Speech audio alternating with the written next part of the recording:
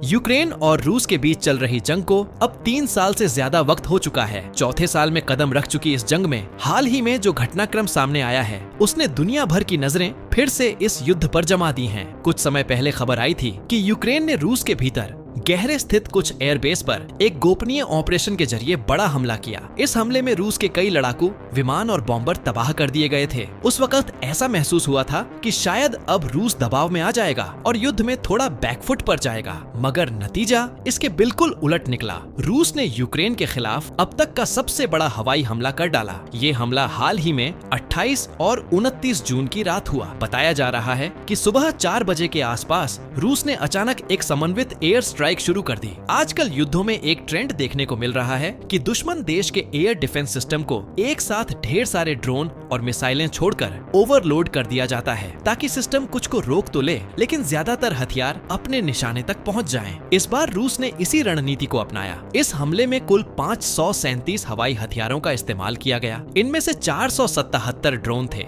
जबकि बाकी 60 अलग अलग किस्म की मिसाइलें, इनमें क्रूज मिसाइलें, समुद्र से दागी जाने वाली कैलिबर मिसाइलें, किंजल जैसी हाइपरसोनिक मिसाइलें और बैलिस्टिक मिसाइलें शामिल थीं। युद्ध की शुरुआत से लेकर अब तक का यह सबसे बड़ा एक साथ किया गया एयर अटैक था। इस हमले का असली मकसद यूक्रेन के एयर डिफेंस इंफ्रास्ट्रक्चर को कमजोर करना था। रूस जानता है कि अगर इस वक्त यूक्रेन की एयर डिफेंस क्षमता को गिरा दिया जाए तो भविष्य में होने वाले हमलों में यूक्रेन की सुरक्षा व्यवस्था और ज्यादा बेबस हो जाएगी। इसीलिए यह हमला केवल सैन्य ठिकानों पर नहीं बल्कि उन तमाम जगहों पर किया गया जहां से यूक्रेन की हवाई सुरक्षा व्यवस्था को चलाया और मॉनिटर किया जाता है। इसी के साथ अब सवाल खड़ा हो गया है कि वेस्टर्न देश, खासकर नेटो देश, यूक्रेन की मदद को कितना आगे बढ़ते हैं। अब तक अमेरिका और यूरोपियन देशों ने यूक्रेन को अरबों डॉलर की सैन्य सहायता दी है, लेकिन जितना बड़ा हमला रूस ने किया है उसके बाद इन देशों पर भी दबाव है कि या तो वो यूक्रेन की मदद और तेज करें या फिर इस जंग को लंबा खींचने दें। इस हमले ने एक बार फिर यह बता दिया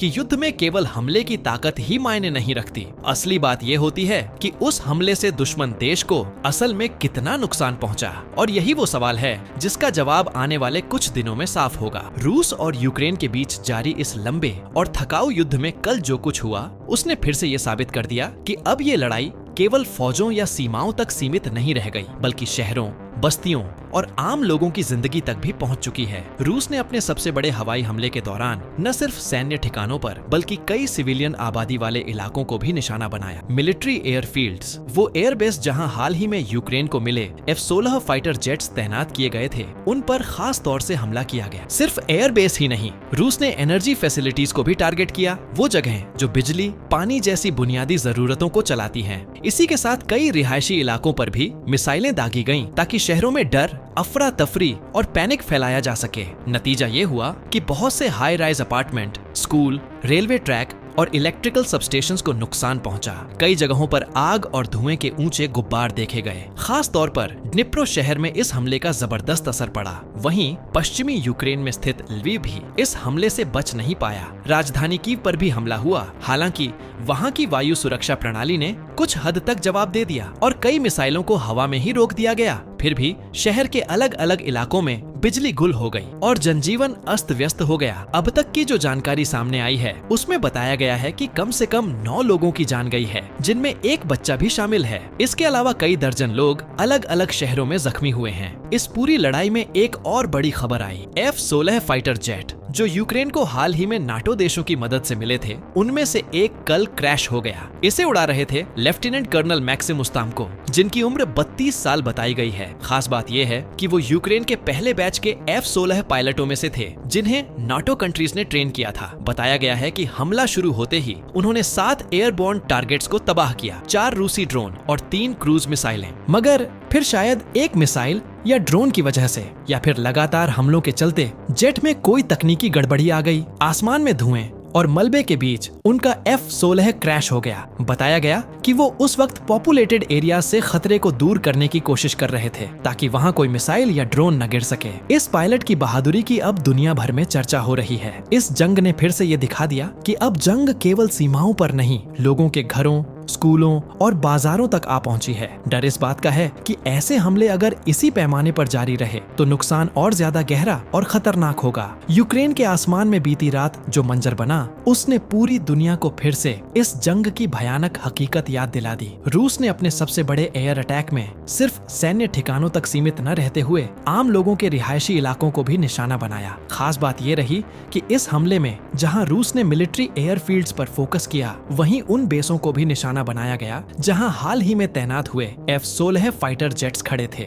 F-16 की बात करें तो यूक्रेन को ये एडवांस फाइटर जेट इसी साल 2025 के शुरुआती महीनों में मिला था। अमेरिका में बने इन जेट्स को यूक्रेनी पायलट्स ने डेनमार्क, नीदरलैंड्स, रोमानिया, यूके और अमेरिका में ट्रेनिंग के बाद उड़ाना शुरू किया। इनका मकसद था एयर सुपीरियोरिटी को कायम रखना और रूस के drone of cruise missile attacks को इंटरसेप्ट कर हवा में ही खत्म करना। इन जेट्स को वेस्टर्न वेपन्स के साथ इंटीग्रेट करके तैनात किया गया था। यूक्रेन का एयर डिफेंस सिस्टम भी इस हमले में खूब एक्टिव रहा। यूक्रेन का दावा है कि उन्होंने कुल 249 ड्रोन को मार गिराया। इसके अलावा 226 अन्य ड्रोन और मिसाइल्स को इलेक्ट्रॉनिक जैमिंग से भटका दिया गया ताकि वो अपने टारगेट पर न गिरे। हालांकि रूस ने जिस स्केल पर एक साथ हमले किए उसने यूक्रेन के डिफेंस सिस्टम को काफी हद तक ओवरलोड कर दिया। फिर भी पेट्रियट मिसाइल सिस्टम, अमेरिका से मिला RST, जर्मनी का जेपर्ड और फ्रांस इटली का मिलाजुला एयर डिफेंस नेटवर्क इस मुश्किल घड़ी में यूक्रेन की रक्षा में तैनात रहा।